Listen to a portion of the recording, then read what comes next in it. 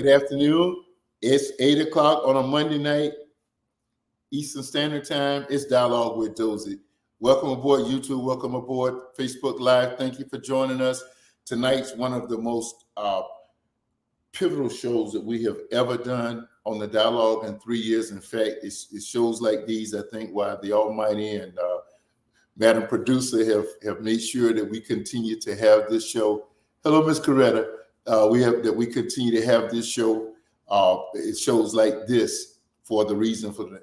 Tonight is the last Monday night of Suicide Prevention Month, a phenomenon so pronounced in our nation, unfortunately, that it moved from a day to a week, and now suicide prevention is something that we do over the span of a whole month. And the Dialogue would have been remiss, as much as I've been on the road and everything that I have done. Shout out to Pastor Burrell and the production team, More Go Giga, for an excellent show last week. I saw it as I was traveling on National Voter Registration Day. I was going to a Voter Registration Day event, in fact, and just enjoyed the show as if I was a fan of it. Thank you all for making it happen. That was last year's show, but it was outstanding. Tonight, we're dealing with this very sensitive matter of suicide and suicide prevention.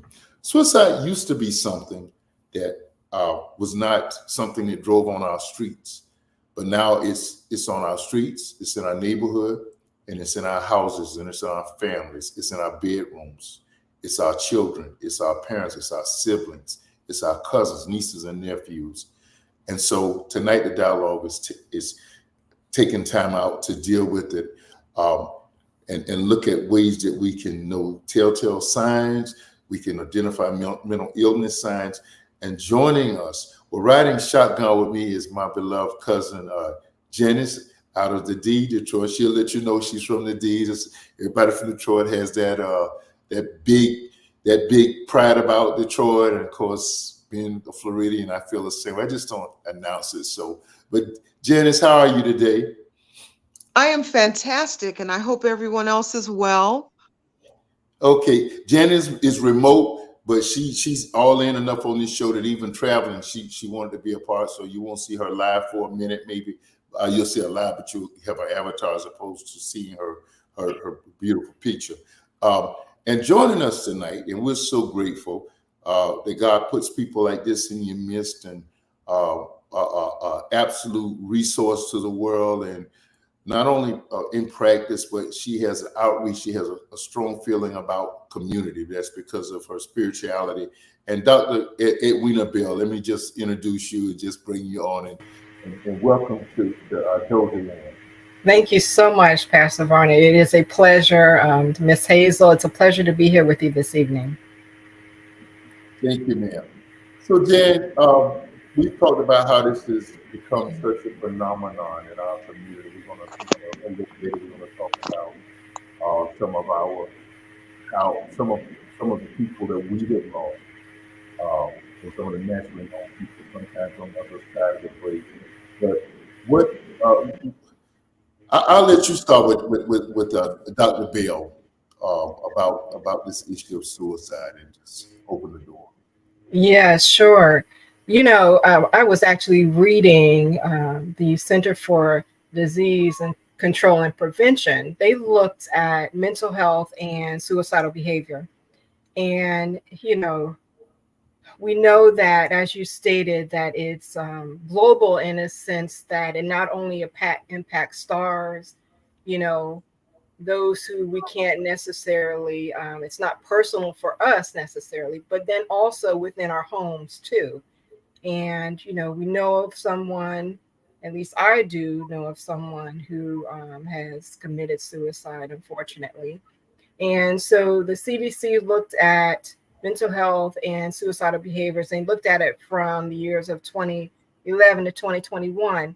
And just a few things that really stuck out when I read about this was how it's impacting our community, our Black community. And I read that it was the leading cause of death, the second leading cause of death for our youth between the ages of 10 and 24. And so, 10-year-olds and these are pre-adolescents, right? And in terms of attempts, which was really alarming, was the adolescent girls. They were the highest incident in terms of suicide attempts. So this is a topic that we have to talk about, and we know that people perish because of lack of knowledge. We know this. What was the back end of that age range, Doc? You said 10 to 10. 24. Oh my 10 goodness. to 24, as young as 10 years old. So this is something that, we can no longer dismiss, something that we must talk about and give others, opportunity to discuss. So Jan, I'm sure we can only speculate about this, but well, we've lost her for a second. Doc, I'm sure at this point we can only speculate, but what is bullying and cyberbullying? I wonder how much that plays into that high percentage. Right. You never could have told me. So this is an interesting question, because we know, and I know, so we always talk about the pandemic, but coming out of the pandemic, it's been impacting. No one was exempt from the pandemic and the effects of it, right? Yeah. And so you have a period of significant isolation within the pandemic. We're coming out of it, and there are risk factors in terms of suicide. It can be a history of suicide attempts. It can be depression, which we're now really starting to talk about, especially within the African American community. Depression is real, and it does impact our community. There could be an increase of alcohol and drug use. There could be a family history of suicide. And these are all risk factors that lend itself to one becoming more vulnerable to suicide. When you mention that, and I'm dating myself. I was watching wrestling long before The Rock and that group came along. In fact, I watched his dad. Our father used to get us into the wrestling. We go in the back doors with a wrestle, because he worked with the police department. And Rocky Johnson was a part of that group. The wrestling promoter and the big name in Florida was Eddie Graham. Mm-hmm. Real name was Eddie Gossett. But Eddie Graham, I don't know if you've read any of this. This is a tragedy beyond tragedy. Mm-hmm. Eddie Graham committed suicide after he had retired from wrestling, and after he had pretty much retired from promoting and made his millions. And I've read possible triggers for his suicide, Right. but no one could actually tell. Eddie Graham committed suicide. Then his son, who probably would have been along my age range, we watched him grow up and become a wrestler right in front of our eyes, and had a own name of his own, went to Daytona Beach and committed suicide. Mm. And then his son went to Daytona Beach and committed suicide. This was in the last 3 or 4 years.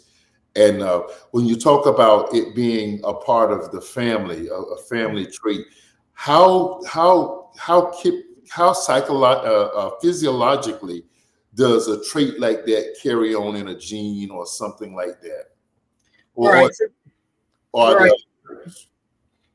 So when we go see our primary care physicians, our medical doctors, right, there's a reason that they ask questions about, physical health, in terms of, is there a family history of diabetes? Do you have a family history of high cholesterol, stroke, hypertension?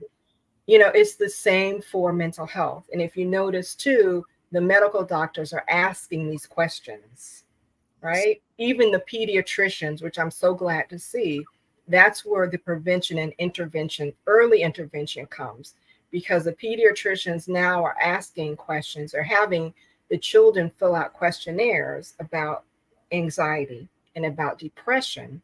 And so with that being said, we know that there is a genetic component to depression, for example. It could be situational, but there's also a genetic component. So to ask the question, is there a family history of depression, is vital information that we have to be honest about, and that we have to be aware of. So when we talk about when we talk about genetics and those traits that are passed down through our genes, just as diabetes, and you're talking to once, your dad was the one who diagnosed me as a diabetic. I spent about an hour in his office. I thought I had high blood pressure. Okay. I'm so glad that was eliminated. And he was just sitting around and thinking, and he said, "Let me check one other thing." And I'm in pretty good physical shape when I moved down here. I never even thought of diabetes. And he came back and said, "Man, you need to, you're right there." And so that's what played out. So I'm very careful in my treatment for diabetes, but he was the one who diagnosed me. My dad lived to be 90. He was diagnosed with diabetes later in life. And, so I get that and I understand, but I don't think that we really understand how serious depression passing out through the gene pool, what it does to a person. And when you talk about pain, I mean, you can have, and I'm just throwing this out, Yes. chronic joint ailment. I don't know if there's such a thing, but if that passes out, Pain. yes, we can see that, we can feel that, but people don't understand depression. And it is depression often here, and if so, why? Yes, it is. So not every time, not everything is depression necessarily, right? Okay. And so, for example, there's a time frame that one experiences sadness, for example, that translates into the person might be experiencing clinical depression, right? We know that depression is not something that you can necessarily shake off, right? Okay. So for example, within a 2-week period, a person who is experiencing irritability, sleep disturbance, whether it's having problems falling asleep, intermittent awakenings throughout the night, the chronic sadness, crying spells, these are signs that might be indicative of a person experiencing depression, clinical depression. And at that point, this is something that needs to be treated if the person is experiencing clinical depression. How do we break that ceiling? And I know we're kind of all over the place with the questions. I'm kind of hoping that Jan can get back on. She's experiencing some difficulties. In particularly in our community, and I have to be true to the audience of this show. In our community, where boys are taught, well, there was a movie that said Kennedys don't cry, and all of the tragedies that the Kennedy family went through, and I saw that movie. Well, that's real big in our family, in our structure. For instance, Yes. my dad's a ex-Marine, and he was a Marine to the core, physically, mentally, and everything. So that was something, and I probably kind of carried it over to our 3 kids. We don't cry about stuff. We work through it. Is that detrimental to depression? I mean, can it lead to depression because you're suppressing a natural outlet, or how does that work? Now, I'm 97 years old at this point, so it won't change with me probably. But I'm just asking for our younger people. I'm just, this 10-year-old thing is just sticking with me. Right. And so we have often told our boys, our young men, that you have to man up, right? And tragedy happens, or the stress that they're experiencing, the racism that they're witnessing, in the media, or that they've witnessed within, their homes in terms of domestic violence, for example. I would imagine it's okay to cry about that. Okay. Right. And so when you do not, what happens? There's a tendency to internalize these feelings, and where do they go? Right? What do you do with them? First of all, it's likely if you're internalizing anger, it could turn into depression. Okay. Right. And so we do have to be mindful and change, how we express ourselves and what we tell our boys, especially, and our young men, in terms of what you do with your feelings. And if you were to tell me some of the experiences that happen, I hear many of them that happen with our Black boys and young men. um, it's okay to cry, because that would be a normal, natural emotion. If you did not cry, then I would be concerned. Doc, depression, suicide. Um, when I was a policeman,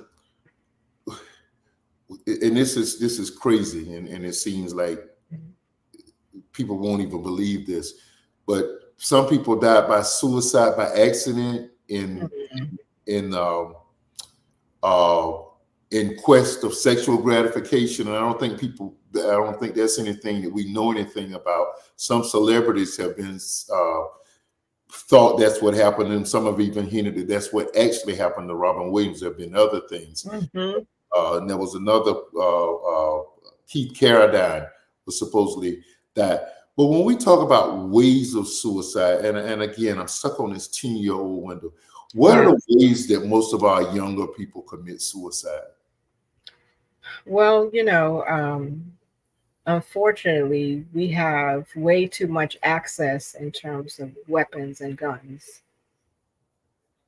And so, there are those who attempt suicide and commit suicide by guns, by utilizing guns and weapons. There's also the ingestion of pills that are used. And also, there's a chronic use of alcohol as well as the drugs that can result in, suicide. So could, for instance, Marilyn Monroe's death. There has been, and I'm sure you looked at the case studies. I'm just on the crust of being old enough to remember her death, her suicide, or her death. And some have said that it was accident, she accidentally OD'd, and some said that it was a suicide, and some have even hinted murder. Uh, Hmm. how do the experts hone in on that and make a definitive for insurance purposes and statistics and those? How do they hone in and make a definitive finding on a death like that? Right. In terms of suicide, there are warning signs. Right. There are Okay. warning signs. And, you might have someone who is talking about dying. You might have someone who is actually putting their affairs together in order. Yeah. Some people give away possessions Okay. prior to the suicide. You might have someone who is very engaging and outgoing, and then all of a sudden they start to become withdrawn and isolated. That might be a sign of suicide. Feeling as if, you talked about the chronic pain, right? Chronic pain could be, something that leads up to feeling that it's just unbearable. It's Right. never going to end. And that could also be a warning sign in terms of suicide. So, So the chronic pain, that internal pain that we cannot see, um, that pain, that pain is actually something that we can't diagnose, and someone may be enduring it and we not even know that. Is that a possibility? well, it's possible, but no one necessarily lives in isolation. That's why, and when we're talking about prevention of suicide, it is definitely a systemic issue, right? It's a broad based issue, which means that, we talked about um, having a village, right? Right. And so, in terms of being mindful, and the village consists of medical doctors, schools, pediatricians, pastors, the church, the parents, and the community. We Okay. all have to work together. It's a systemic issue. We can't necessarily treat it um, individually, if that makes sense. No, no, no, no, no. I hear what you're saying. I hear exactly what you're saying. Yes. So when we go down to a 10-year-old, and I guess the numbers really bloated during the coming out of the pandemic, and I would take that for granted, but then again, I couldn't because of some of my medical history. My wife made sure that I stayed in this house, and it became a real man cave. Sure. Going, Mhm. I Pastor Burrell and I would walk the golf course a couple of days a week, and that was like, oh my goodness, that meant the world to me. And if I went over here to Sure. that was like going on a field trip. And if I went That's right. if I went down to the reservation to get gas, it was as if I was going out of town. But, but it was really, Absolutely. it was truly the human interaction that Absolutely. particularly as an outgoing person. But how does that translate down to our young people? How does that? I know they were Zoomed to death. My brother, for one, the co-host of this show, just didn't want to do anything else on Zoom after a while. He said he was just Zoom to no end during the pandemic. Right. But at least it gave us an opportunity to. I remember when we had our first Zoom connection as a church family, New Life. We came together, and just seeing each other was like an emotional moment for all of us when we Absolutely. finally 30, 40 days into the pandemic. But how do children, how do they articulate the what the isolation was doing to them? How do they articulate that? Or what are warning signs that it was detrimental to them? Because I never would, all I could think of as a retired schools teacher, man, these guys glad to be sitting home playing video games, not going to school every day, until I started hearing and seeing these statistics. Right. Absolutely. And so what we know is that connecting with others and connectivity lends itself to longevity in life. Oh, wow. And so when you're isolated, which is counter to being engaged with others, then that in and of itself can, cause someone to be depressed and anxious. And so you've lost the connection with others. You talked about that, being able to go out. And that's what we encourage throughout the pandemic as psychologists. We say, stay connected, right? Even if it's, calling the same friend or same person throughout the week, stay connected.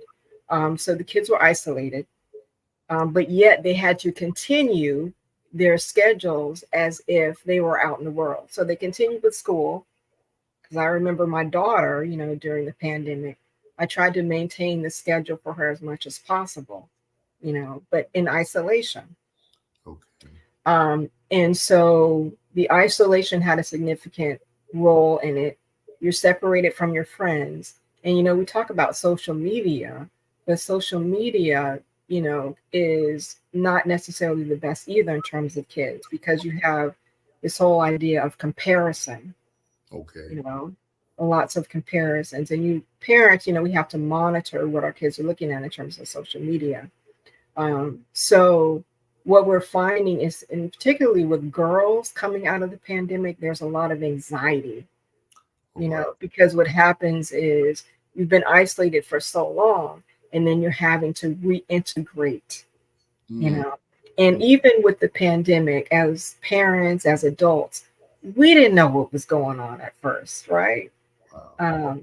So a lot of it has to do with how we dealt with it and the trickle down effect in terms of kids.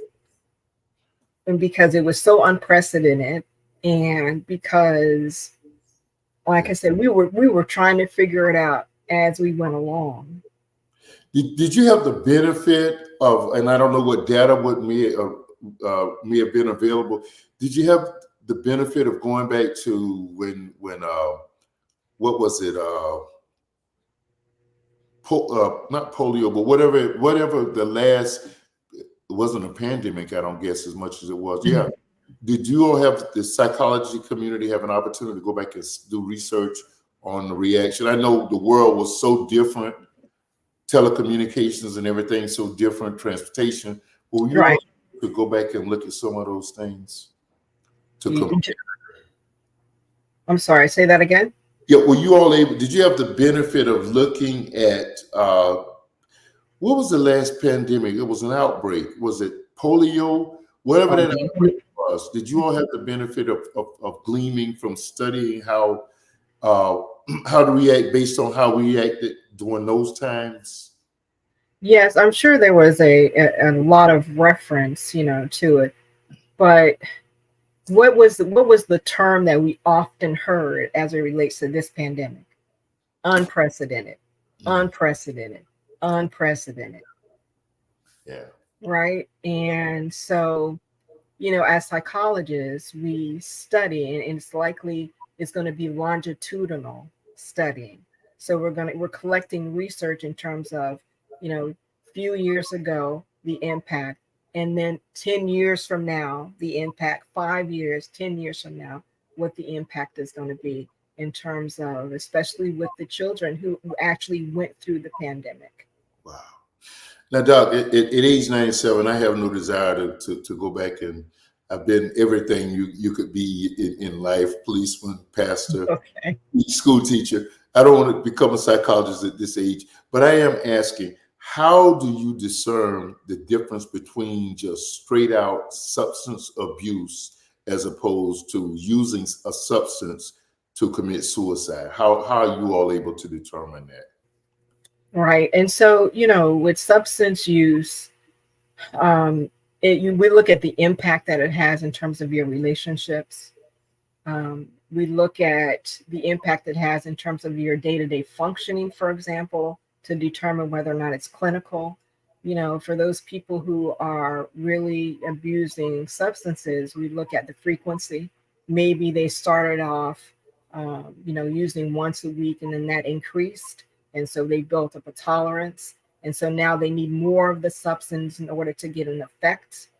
And then it becomes chronic, and that's when it starts to become abusive. So it's the impact in terms of your relationships, in terms of your day-to-day functioning, whether or not you're able to maintain work, and then also building up tolerance and the increase in terms of the use. Doc, if you'll stick around, we're going to take a little break, and we'll be right Absolutely. to continue this absolutely important discussion on what to look out for suicide prevention.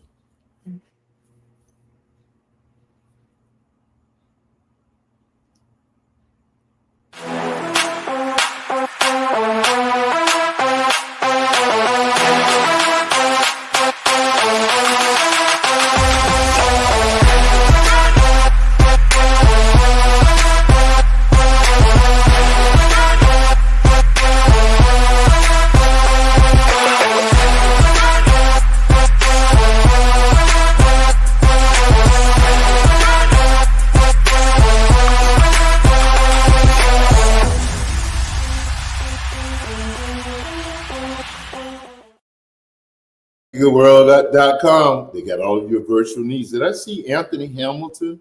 And did I see Sounds of Blackness? If they're good enough for them, then they're good enough for us. You see us here in the dialogue every Monday. You see us on all of our church functions on Sundays. Go get goodworld.com. They can make me look good. They can certainly make you look good. Tonight, it's on an important show like tonight.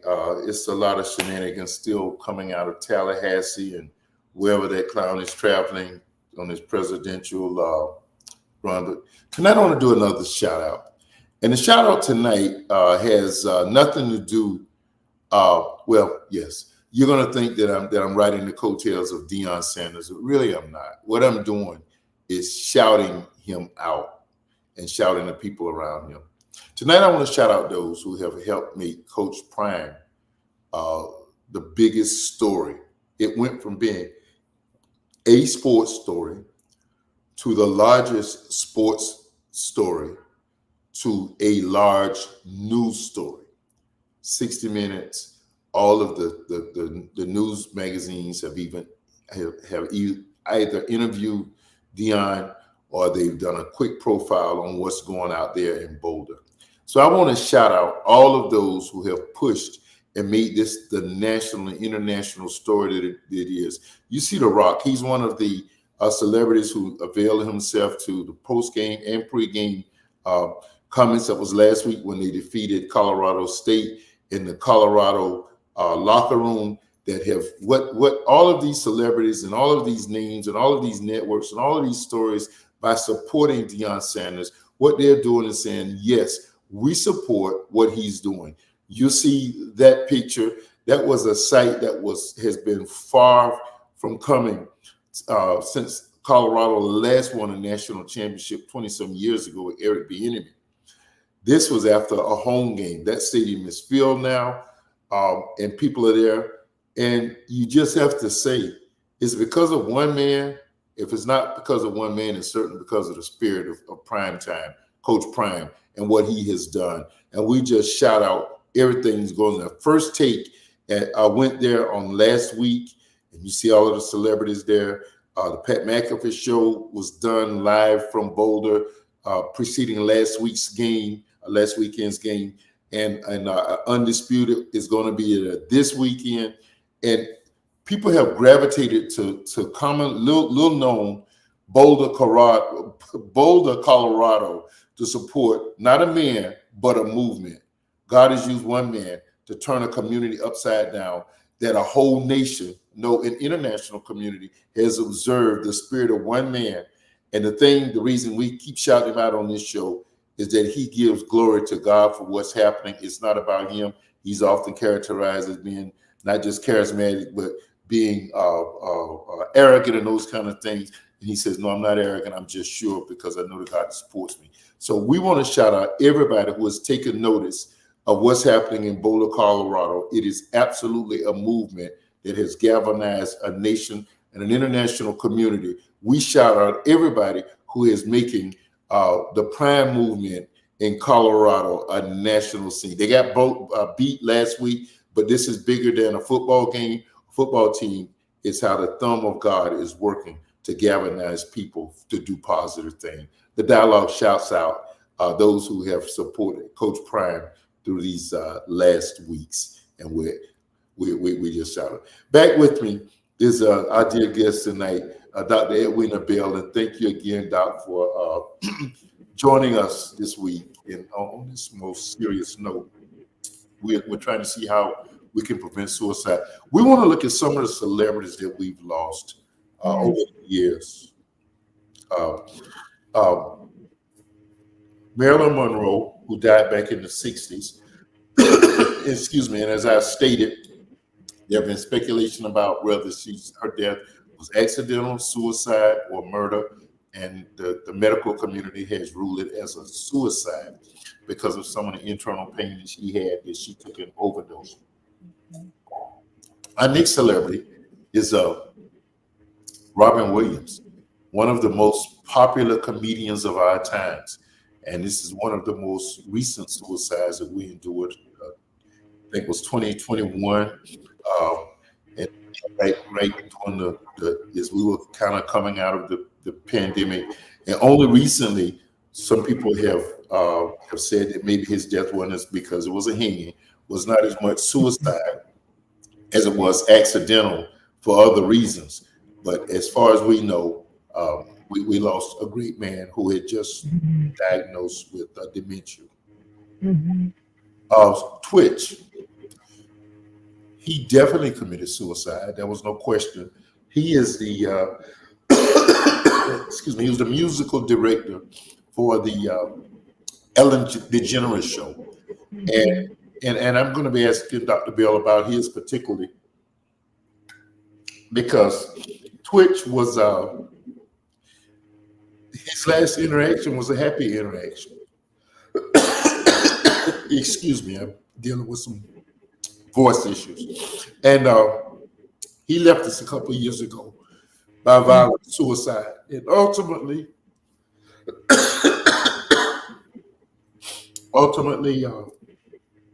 the next celebrity, young man, he's the son of actress Regina King. His name is Mr. Alexander. He left us earlier this year. This one has not been discussed much. The details have not been discussed much. Only that a year afterwards, actually, Regina stepping out and doing some things in tribute to her son. We've not had this in our community, Doc. Thanks, Madam Producer. We've not had this in our community. And this is Naomi Judd. I definitely want to feature that it's a phenomenon that attracts, that goes across all demographics, males and females. And now it's in our community, in the Black community, something that we never thought about because they were automatically killing us. We valued our lives too much. But and then of course Freddie Prinze was one of the one of the first suicides that grabbed my generation's attention back in the 70s. He had a very popular TV show that was attached to Mhm. Sanford and Son shows called Chico and the Man. And after 1 year, he committed suicide. And there has been I've read extensively on his suicide. There has been not a great deal of reasoning other than perhaps he was losing the battle to drug abuse. Thank you, Madam Producer. Now we have ladies that have committed suicide, and one of the things I learned in the police academy is that when ladies commit suicide, or famous people, or people who think highly of their appearance, they'll use a method of suicide that does not defame their facial features, which would be viewable. Uh, and that was a big thing that happened with the murder up in Jacksonville the other week. Uh, Mhm. Reverend Al Sharpton made America to know that the young lady, the Uber driver, was shot in the face so many times, and the effects were so devastating that they could not show her face. What is it about ladies that they're very careful about their methods of suicide so that even in death, they can maintain their beauty for that last look? Right. And so, there is a differential in a sense, you know, um, it's just history that men have typically used more severe lethal means than women. And women typically use means such as, ingesting pills, for example, versus, say, firearms versus guns. But men, just in general, tend to be more lethal, more severe, and significant in their means in terms of suicide. So, has there been a study that shows the means of suicide uh, uh, germane to the seriousness of I mean, so we studied about the hesitation marks on wrist often, and some people said that those were cries for attention as opposed to actually doing it. Uh, Cutting. yes, cutting, actually cutting. Mhm. Uh,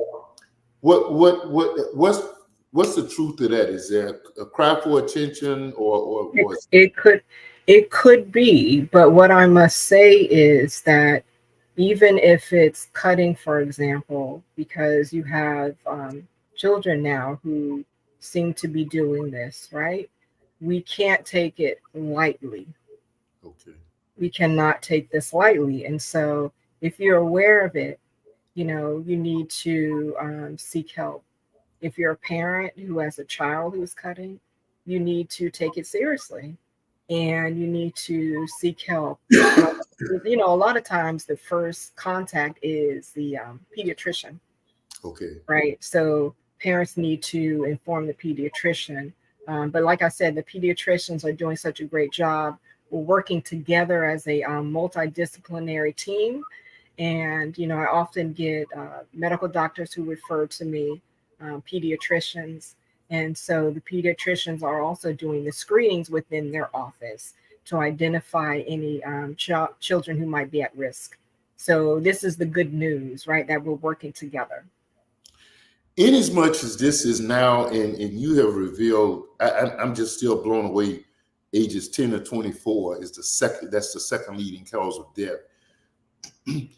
As you deal with socioeconomics and families that are unable to seek out the medical or have the needed insurance to get consistent medical, psychological attention, what's out there to assist them in these serious cases?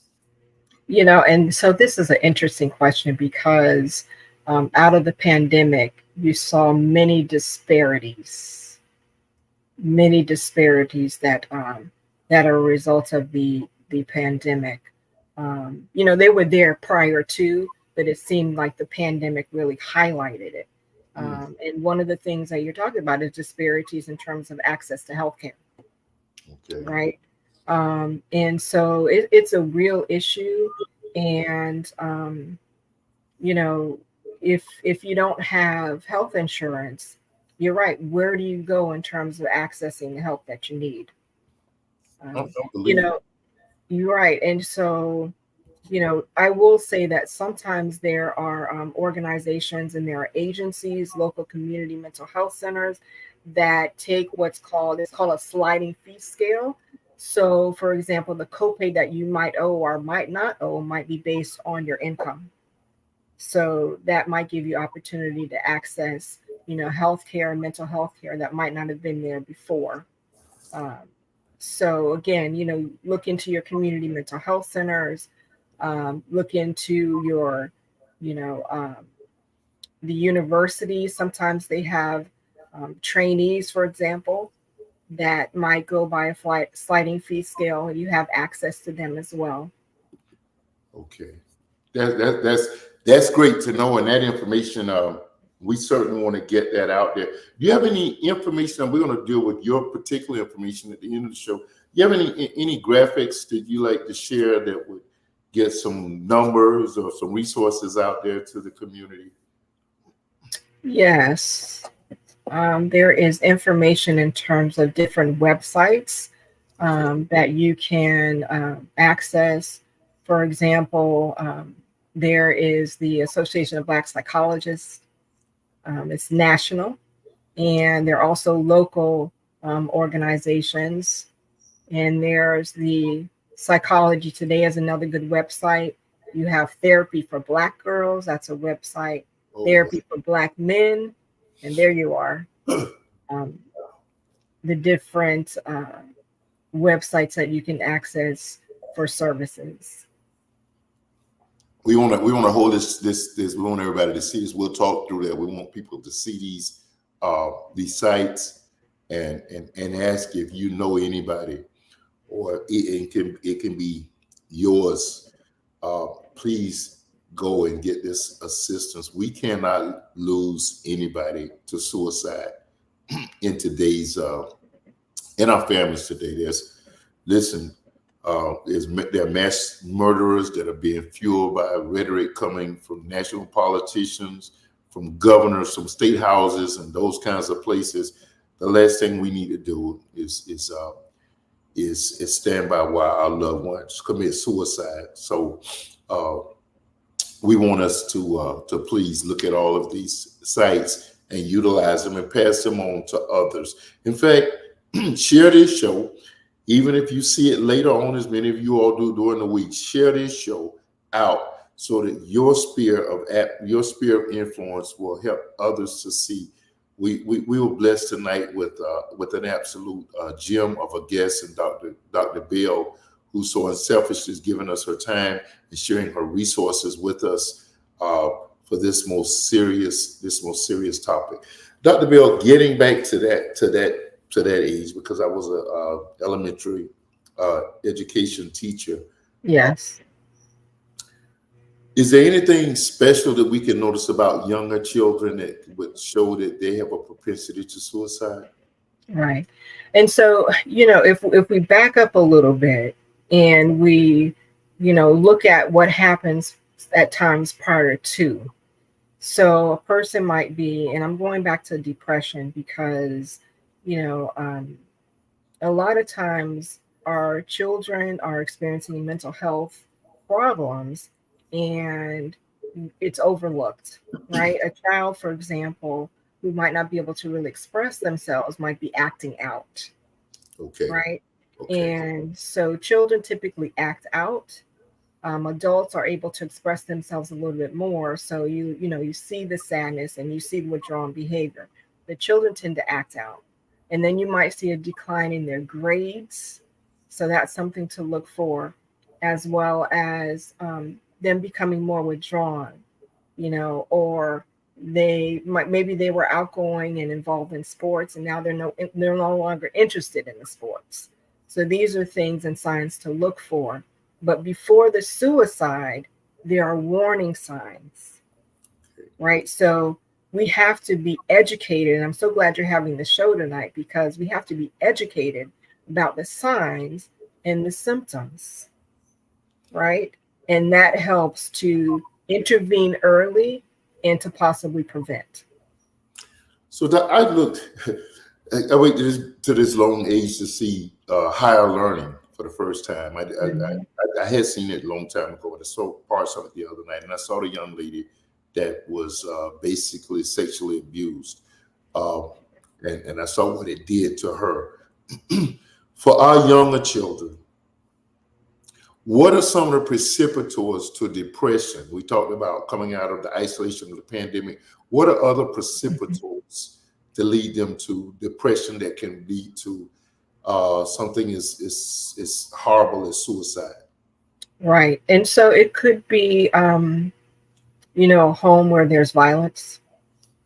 It could be exposure to trauma. And we know that, within our communities, there can be a significant trauma, whether it's in the home, whether it's what you witness in your neighborhood, whether it's what you see on TV, Wow. right? Our black males and what we've witnessed can be very traumatic. It's not necessarily something that you've experienced personally, but even the viewing of it Okay. and seeing it can be traumatic. Um, Now you spoke earlier about social media, and I'm gonna yes. go ahead and say, somewhere before maybe the end of the year, we'll get with your agent to see if we can get you back on this show to talk about social media. Mm. But and I'm being facetious. She's very graciously agreed to come on at the last minute, so we're so grateful. But Doc, what you talk about what we see now? That's a real uh, that's a serious that's very exposing because we do all we can to protect our young people from the things that they should not see, and it's becoming increasingly Mhm. difficult. But what are some of the ways and some of the things that we need to protect our children from? We try to protect them from, everything sexual and all of that stuff. But what are some of the other things that we need to protect them for that can lead to them uh, falling into such a despair that could lead to depression and even suicide? Right. So that's a good question. I'm going to answer it by saying we protect them by talking with them Okay. and Open it. communicating with them. Okay. When they come home from school, at some point, you want to talk about, well, how was your day? Who did you talk to? Who are your friends? Because so back in the day, my parents, they knew my friends and they knew their parents, Okay. right? And Right. so we have to continue with this, and we have to be involved in our children's lives to open up conversations. Some of the conversations are tough, but nowadays, when you putting your child out there in the world, there's so much going on, Okay. and things are explicit. If you just look at the videos that they're watching, it's explicit, and it's things that never really were viewed before. But we have to be mindful where it's like you mentioned, sexual. There's a lot of violence with videos. Yes. And so you have to talk about this, because if you don't talk about it, they're going to hear it from someone else and likely get misinformation, That's right. right? Right. So you have to be open to communicating with your child. I'm just so glad you brought that up in the context of this issue because, uh, of course, during our days, the Mhm. parents just say, you don't talk to that person, you don't deal with it. It was just expected you don't have these conversations, but that's not real reality. Whether or Mhm. not they know that you had them or not, or you had these exposures, Mhm. that and your ability to conceal them or not act out through them. Well, in my case, you act out through them, and could result in a broken bone. Not Right. ill, I don't mean to say that. Our generation of It parents, was clear. It was clear. yes, but I think it's very important that we establish that, and I'm not so sure as well as I try to be open with our children. I'm not so sure that we had done that our group, that our age, your and my age has done that to the best. So hearing you say that, I just think it's just awesome. We cannot lose our younger people. We cannot lose Right. to suicide. It's just, of course, tonight I was looking for Jan. She had an array of questions, and I was looking for her to bring them in. Doc, is there anything else along this subject that you wanted to just throw out that we have not mentioned tonight? Right. And so, I'm just going to reiterate that, it does take a village um, in terms of addressing this issue of suicide. And when I say village, I'm talking schools, I'm talking peers, physicians, medical doctors, mental health professionals. We all, parents, we all have to work together in addressing this issue of suicide. And we have to have, platforms like this where we discuss and talk about and communicate, because it's a real issue and it's a crisis globally, and also within our community as well. And so I always say, when in doubt, get checked out. So if you have concerns, whether it's about a family member or a friend, or your children, seek help. Seek help. Thank you, Doc. Thank you. The one thing I didn't want that I didn't ask you, and I really wanted to know, how do we deal with this? And we're going to do I'll deal with that later.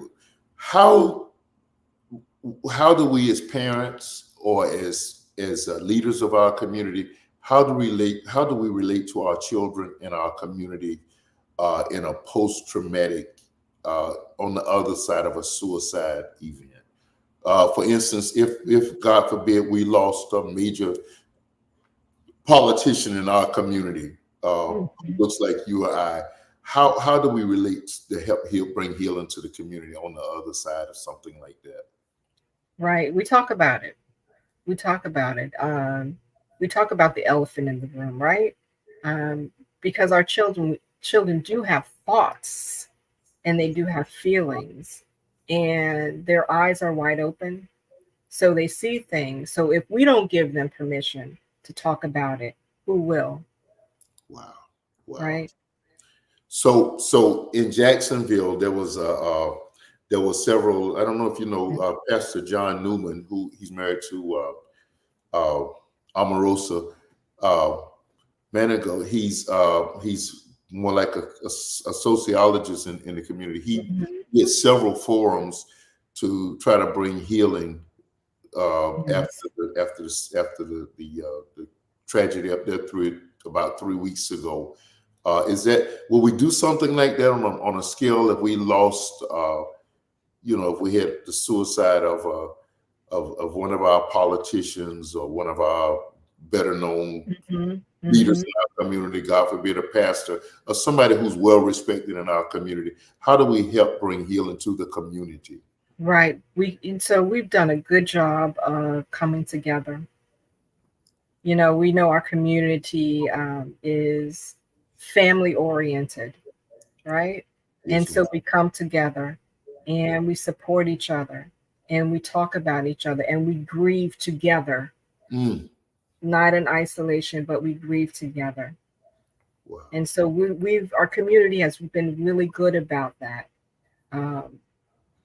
So we're family, right? Even as strangers, we're family, and we come together and we have open dialogue and we talk and we shed tears together, right? That's awesome.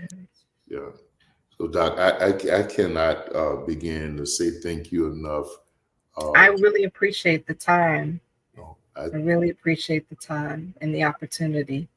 Truly, thank you, and I just pray you. And we're going to share this out, and we're asking everybody who sees it or who's seeing it now to share this out, because you have given us. You brought that as the young people say, you brought that fire tonight that would help make a difference. And we pray that this scourge ends in our community. This is something that we don't take as a fad. Most of us are kind of, too many people want to hurt me. I'm not going to hurt myself, but I do understand pain. There used to be a time that you couldn't even understand a person, a particular person that looked like us committing suicide. Right. Right. Excuse me, but of late, there are pains that you just get a glimpse of, and you say, wow, I consider myself a person of faith and a person of strong constitution. Right. And look at how this damaged me. So I Mhm. understand a person who may not have those things to fall back on, and how they have to deal with this. So I'm just so grateful to you that you blessed our community, our audience tonight to be able to help in their own homes and communities, and to be able to pass on help to others. Is there a party word you want to say on the way out, Doc?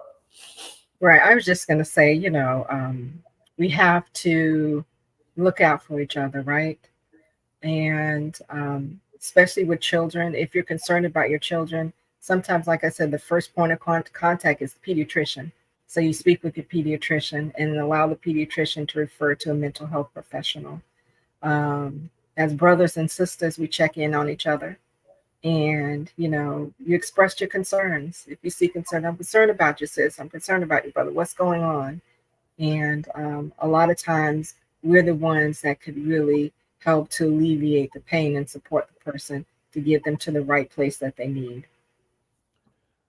Dr. Edwina Bell, a blessing to humanity, a blessing to the dialogue tonight, and a blessing to our audience and community. Thank you so very kindly for joining. Thank you so much for the opportunity. Thank you, man. Blessings to you. This is fine. And we shall talk in the future. Absolutely. I look forward to it. Thank you kindly. Bless you. So as I see it, sometimes life throws things in our midst that we've not asked for and we're certainly not prepared for. But then God is never short on resources. And tonight we heard from one of the great resources, a medically trained mind and a spiritually loving person, heart combined, to teach us and to share with us how to deal with this scourge of suicide. We pray that if there's anything that you see with any young person or any person at all that has any of the signs of suicide, talk to someone that can be a help to that person. That's what we're left on this earth to do, to be a blessing, be the light of the world, the salt of the earth. I don't want to get too theological tonight, but at the same time, I don't want to see our community losing important people because of suicide. Do I understand it? Yes, I do. Do I hope that it's something that I'm beyond? I pray, and my family and my circle of friends. But for those who may not, we don't look down on them. We're just here to help them. And we're so grateful that God has put people like Dr. Bell, Dr. Cheryl Johnson, my own daughter, Kimberly, and others who were able to help us to see these signs and know these things, that we may be able to help others. Special thing on the dialogue tonight as we head out of here. I don't know. Madam Producer, did you give me a picture? Yes, no? Hey, it's National Daughters Day. And I wanted to shout out our two daughters. These young ladies are very serious about their pictures. So I'm not in trouble tonight because they picked out the picture. The daughter to the left is our middle daughter, our middle child. She's Kimberly Dene. She's a psychologist over in Orange County, Seminole County. And she has a clientele that reaches nationally, internationally, actually, via technology.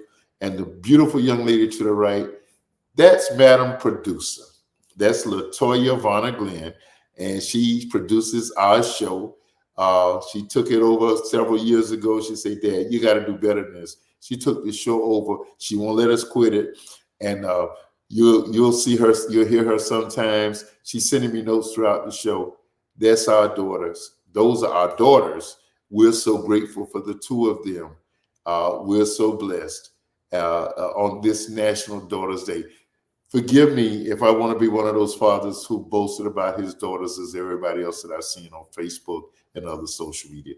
Dialogue with Dozell. Thank you for joining us tonight on one of the most serious dialogues we'll ever do. Next Monday night, 8 p.m. Listen, Latoya will be doing a couple of takeovers. She may not have known it yet. She and her buddy Latoya And Marquia and team, they do these takeovers. And if you ever want to see a funny dialogue, watch theirs when they do the takeover. We'll be overseas shortly, and they'll be doing a takeover or two. Dialogue with Dozell. We'll see you next Monday night. God bless. Thanks for joining.